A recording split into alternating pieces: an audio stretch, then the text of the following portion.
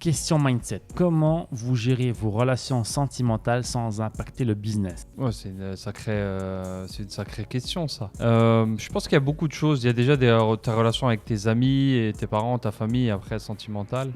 Sans impacter ton business. Je pense que toutes tes relations humaines, c'est impossible qu'il y ait zéro impact sur. Parce que si ça a de l'impact sur toi, ça a de l'impact sur ton business forcément. Donc sans impacter, pour moi, ce ne sera jamais le cas en fait. C'est pour ça qu'il faut choisir au maximum avec qui est dans ton cercle, que ce soit d'amis proches, sentiments, famille, ça reste toujours là. Mais surtout dans tes amis proches, parce que quoi que tu fasses, peu importe les boucliers que tu peux mettre, ils vont impacter. Ils vont t'impacter, donc ils vont impacter ton business. Ouais, je pense que l'erreur numéro 1, ce serait de les ignorer, de ne pas leur accorder du temps, que ce soit à votre femme, que ce soit vos parents, vos amis. Je pense que c'est une erreur que j'ai fait aussi au début, c'est que j'ai trop focus sur le business, c'est ça. En fait, ça s'accumule en fait. Tu le sais pas, mais ça remonte. À un moment donné, ça va exploser et ça va tout couper en fait. Ça va couper ton business, ça va tout couper, ça va tout impacter. Donc faites attention à ça. N'ignorez pas, voilà.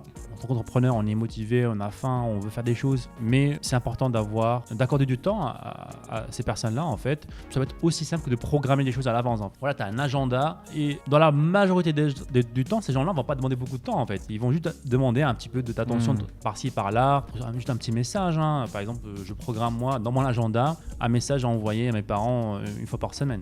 C'est aussi simple que ça, mais une fois par semaine sur une année, c'est pas mal. Mais de le faire constamment, de voir que tu es encore là, voilà, avec ta femme, tu mets une fois par mois, on va aller au resto, mais c'est programmé dans ton agenda, tu sais que tu dois le faire, il n'y a pas de question là-dessus, t'as pas oublié, peut-être qu'on va le faire ou pas, non, c'est dans l'agenda, c'est programmé, parce que ça a un impact aussi positif sur ton business. Comme on a toujours dit, on cherche pas forcément à avoir une vie où voilà, tout est sur une balance, où c'est équilibré plutôt, parce que c'est mise en monde de bisounours, personne ne vit une vie équilibrée, surtout lorsqu'on est entrepreneur, mais on cherche quand même ne pas sacrifier ces différents aspects de la vie en fait, parce que lorsque tu sacrifies tes relations avec ta femme, avec tes parents, à un moment donné ça va exploser, au visage et ça va impacter ton business, donc tu as intérêt à ne pas les ignorer. Je pense que c'est l'un des challenges au début. Ce que tu peux essayer de faire, c'est pas forcément, tu es assez biaisé quand tu te lances dans ton projet entrepreneurial, tu as envie que tes proches comprennent tout aussi vite que toi, soient aussi